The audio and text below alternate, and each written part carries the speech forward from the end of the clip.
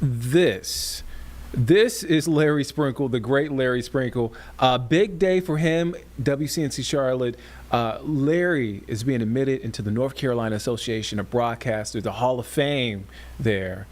So proud of Larry. He just got on stage. Let me stop talking. Let's hear what Larry has to say. Let's hear Larry. Radio and I go to bed, you've heard the story, transition next to you, listening to the music, but what I really was fascinated with was the DJ, the guy on the radio.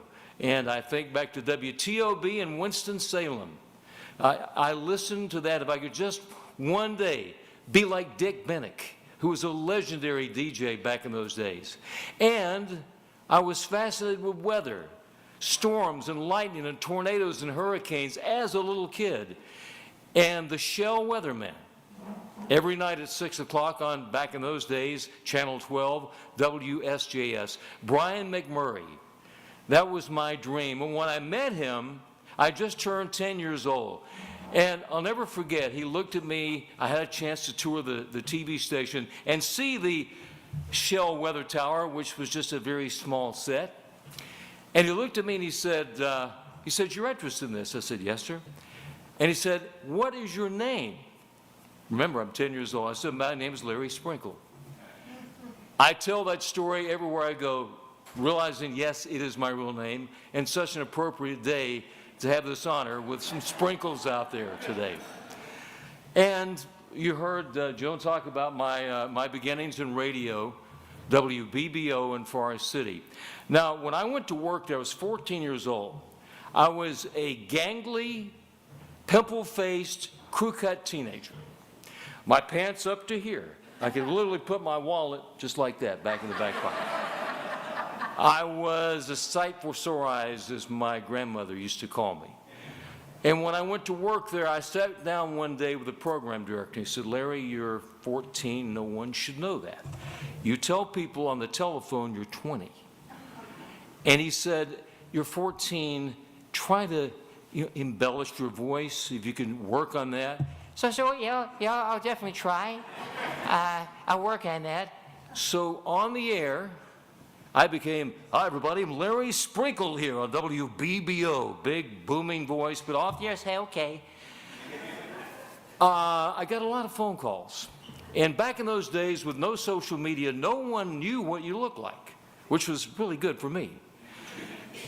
Every time a lady on the phone would say, hey Larry, what do you look like? Well, kind of like Paul McCartney, actually. Really? Oh, yeah.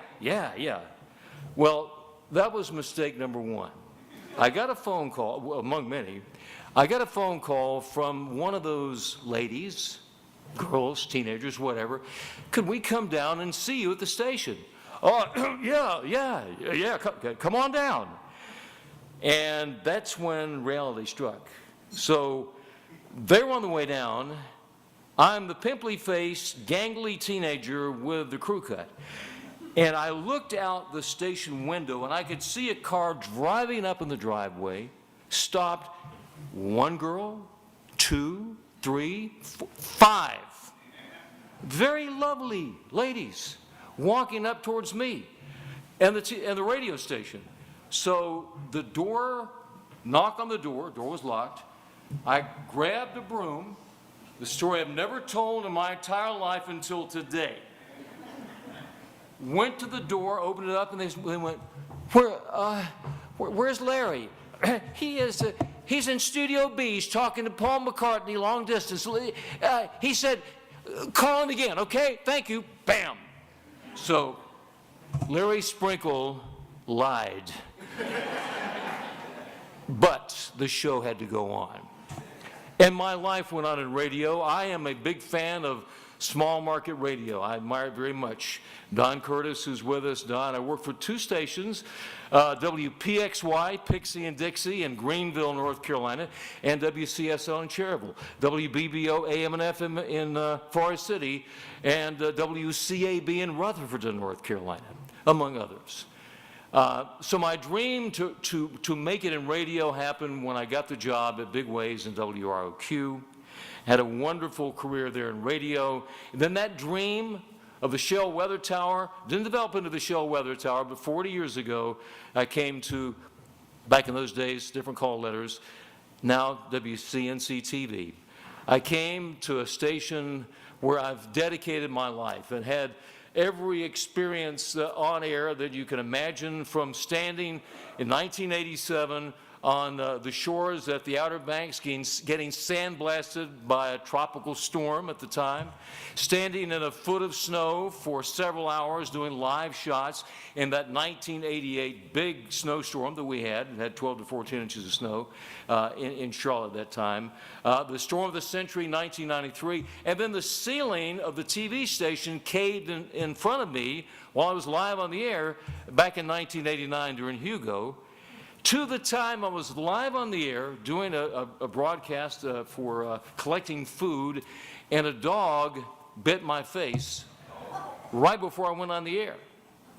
And the show must go on, so I wiped my face off, went on the air, kind of, put my hands up around it, and then did a voiceover and stayed on the air to get through that. And then the parade in Belmont a couple years ago, when the car was riding, caught on fire while I'm in the car. And I'm hearing people going, hot, hot, and hot. I'm going, yeah, I know I'm hot, pretty hot, yeah. Yeah. No, your car is on fire. And there it was, flames pouring out from the car. Apparently the fuel tank or something in there got caught on fire. And I just walked off and, jumped on a fire truck and finished the Belmont Christmas parade. It has been a career that, for me, I don't ever want to end. I have a hard time leaving the station, even though I backed off doing weather on the morning show. Still there every day, sweeping. I've got the broom that Joan gave me. But I want to thank once again the North Carolina Association of Broadcasters.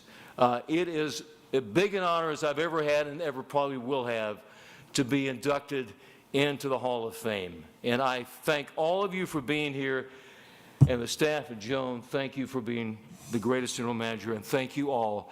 And have a safe drive home, and watch out for the sprinkles. Thank you very much. Thank you.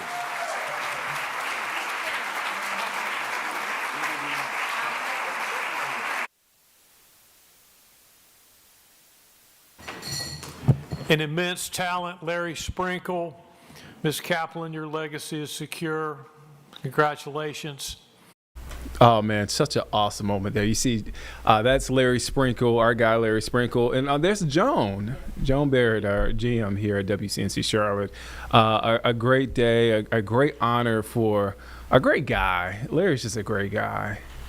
Can't say enough good things about Larry. He's a legend. Man, he is. And he does not, he shies away from that. Every time I say it to him, Larry the legend. But he's an icon. Yeah, but he deserves this. A big honor being inducted into the Hall of Fame, North Carolina Association of Broadcasters. Man, Larry's just incredible person. I know I'm kind of stumbling with my words right now, trying to. Well, it's hard because yeah. He's just what you see on television, the genuine person. That's who Larry is. I think I told you this story. Went to the barbershop one time, and they asked me about Larry, and they were like, "Is he really that guy? Yep. That same guy on TV?" And I'm like, "Yeah, he's what you see on TV is what you get. Is what you get." That's what the number one question I get asked if I go somewhere or something. I get doctor's office, whatever. That I say I work for WCNC. Larry Sprinkle. Yeah. It's the number one thing that is not even just me. It's you. It's me. It's everybody in that newsroom will tell you. Yeah. Anywhere they go, if they get asked, "Oh, do you know Larry Sprinkle?" One of the best parts of your days is if you get a chance to. Larry's always busy. Here's the thing. Larry is like semi-retired, but Larry is still. He's on the move. Yeah, I don't even know why he says semi-retired, because he's always on the move. Always moving. Yeah. But when he slows down and he gets a second to talk to you, it makes your day that much better. Yeah. And in a world where we preach, be authentic, be yourself. That's Larry. That's him. Larry's been doing this since day one. Yeah. And he's the shining example of that. So we're proud of Larry.